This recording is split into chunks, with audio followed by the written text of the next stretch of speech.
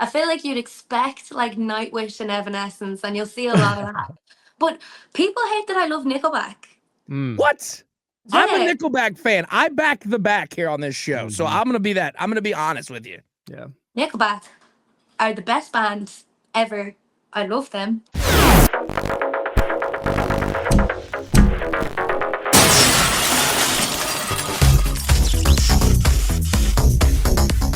What's up, you guys? Welcome back into iHeartRadio's official wrestling podcast, the Battleground podcast. It is Battle from 95.7 Big FM. And of course, WWE is making their return to Green Bay on June 16th for Monday Night Raw. You can grab your tickets. They're still available.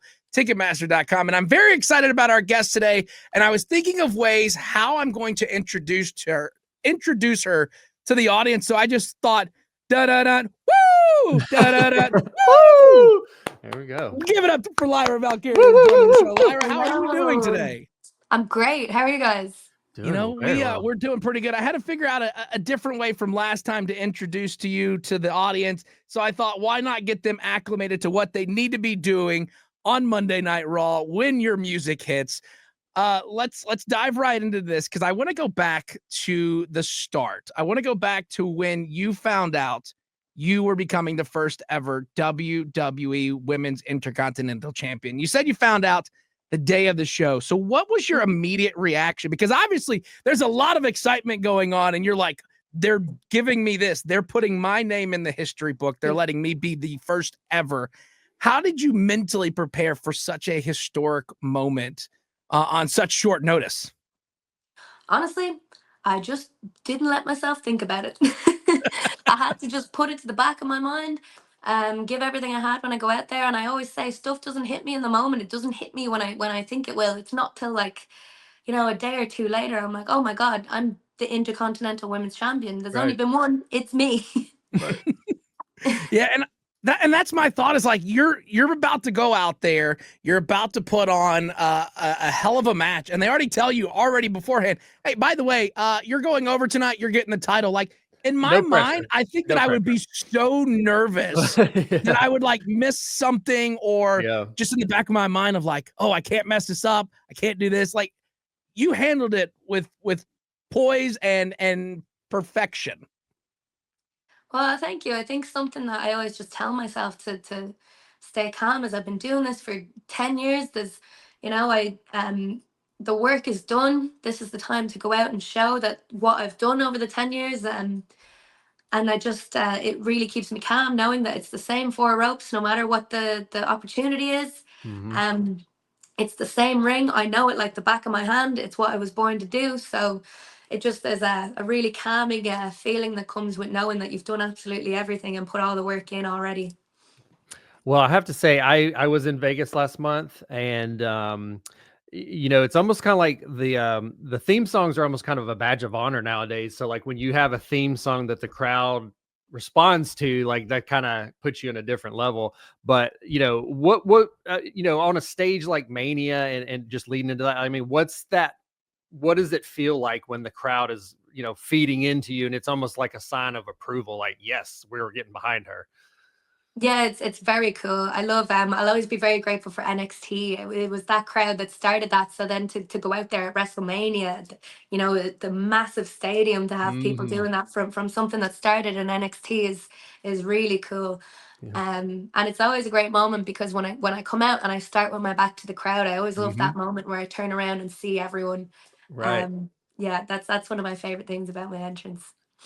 Yeah, your Absolutely. presentation has just been top notch. It's just been so good to see your entrances and debuts and stuff. It's just very. Oh, I do have one thing. So, okay, so we got a taste of Lyra two belts very Yes. briefly. Mhm. Can you kind of just walk us through, I guess, maybe the emotions of that 24 hours, winning with Becky, becoming Lyra two belts, losing that title, the next night, and then all this kind of stuff. I mean, just that specific 24 hours. I mean, just like, can you kind of walk us through those emotions? I mean, on top of it just being Mania.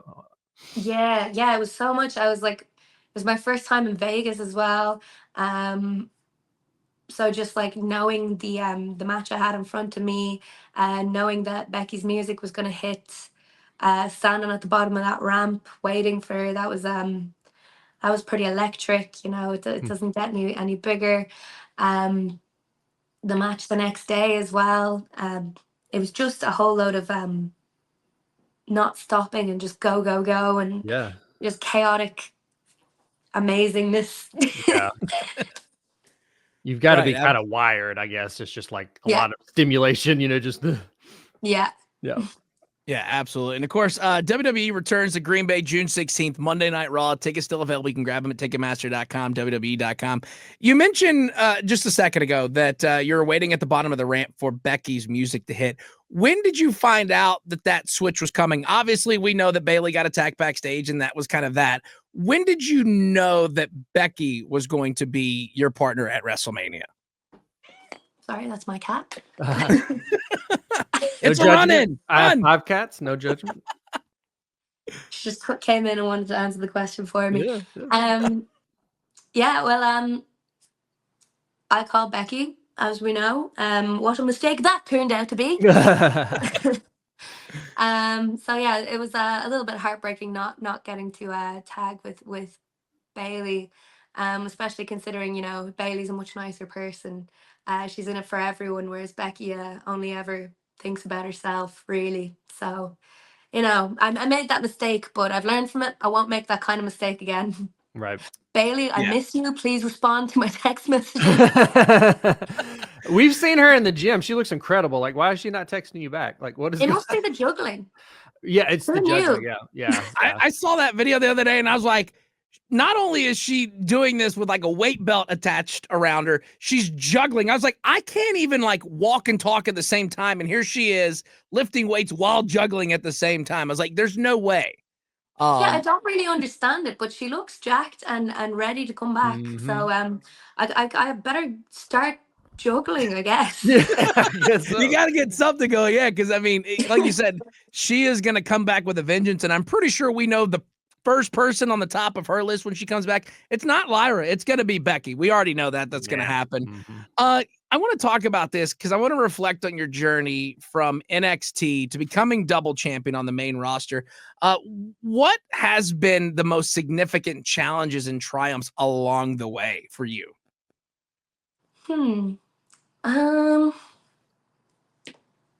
guess like staying grounded and I think my biggest tool throughout all this is that I know what it's like to be on the other side of the barricade. So I kind of use that to whenever I get like swept away or overthink anything, I always just remember that I'm in this bubble and you know it's chaos all the time, but I have to remember that like as long as I'm in control, I'm doing everything right, and I just don't let the rug get swept out from under me, and I keep up with all the opportunities that are coming in my way, that if I know I'm doing everything I can, I'm going to be okay. I'm going to be able to sleep at night. Yeah. So speaking about your NXT, your time with NXT, you know, there's been the different periods, the black and gold 2.0, all that. I mean, how do you view your time in NXT? I mean, do you think that was one of the defining times in NXT just because of the all the women involved, or like, do you kind of quantify it in certain ways, like based on different eras of NXT or anything like that?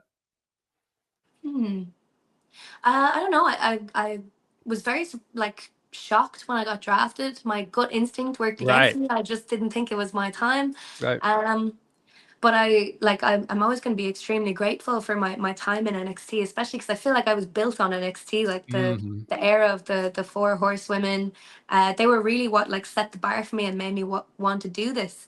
I will say I do miss things about NXT, especially my creepy stalker Tatum. You know, She's having a hard time right now, it seems like. I know. And I wish I could do something about that, but you know, she's got to find her own way. She does. But you know, we're always going to be linked. I like that. Yeah.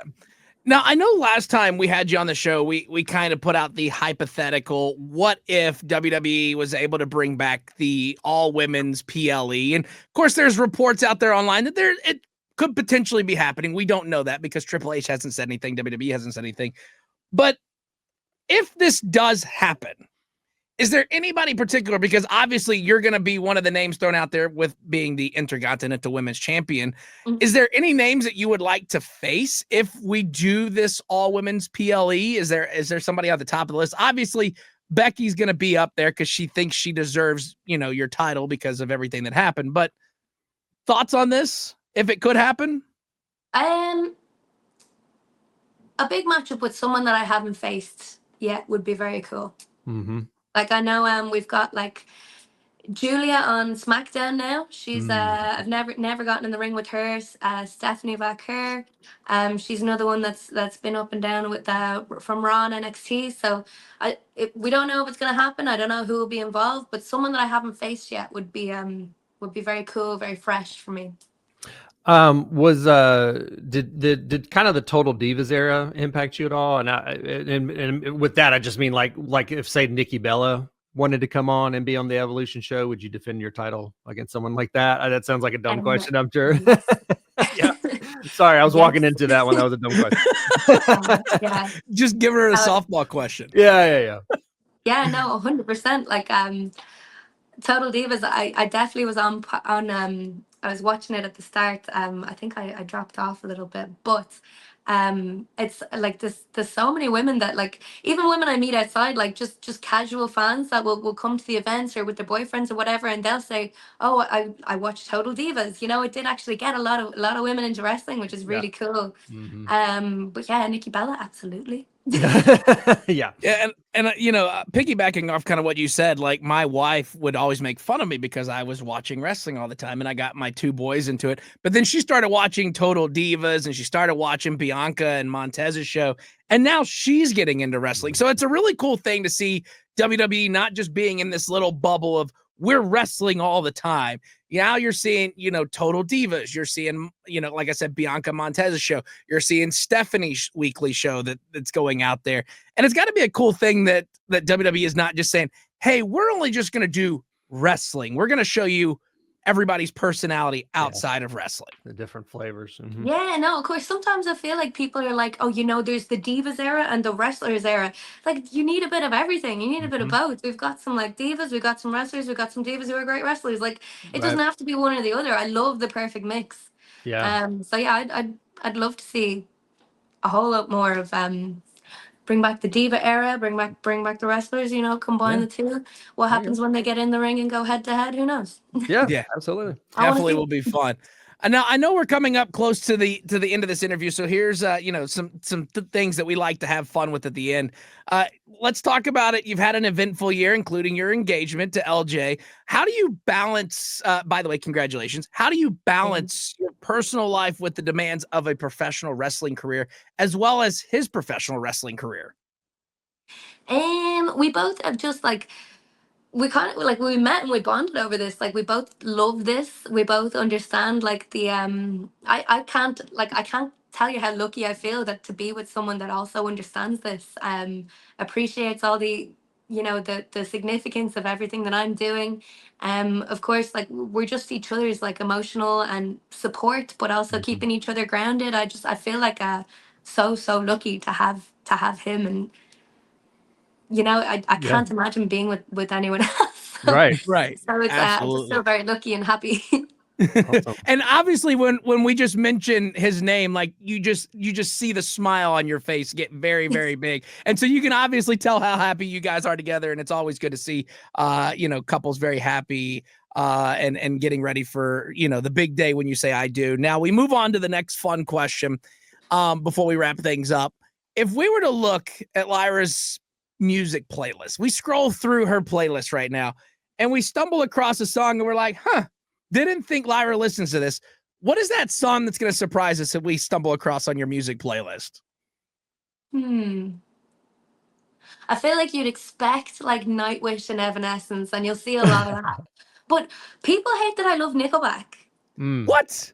Yeah. I'm a Nickelback fan. I back the back here on this show. So I'm going to be that. I'm going to be honest with you. Yeah. Nickelback are the best band ever. I love them. Yeah. And I think you can't get any better. But I feel like people get angry when they see that on my playlist. Yeah, that can evoke some reactions. Yes. Yeah, you can't hate on Nickelback. Well, Lyra, it's an honor and a privilege to have you back here on the show. Of course, we're looking forward to seeing you when WWE returns to Green Bay June 16th, Monday Night Raw. Again, tickets still available, Ticketmaster.com, WWE.com. Before we let you go, is there anything you want to say to people watching or listening to this right now? Yeah, guys, bring the energy in Green Bay. We're about to go back to Europe, so you're going to have a lot of competition with the crowds. I want to see what Green Bay can do.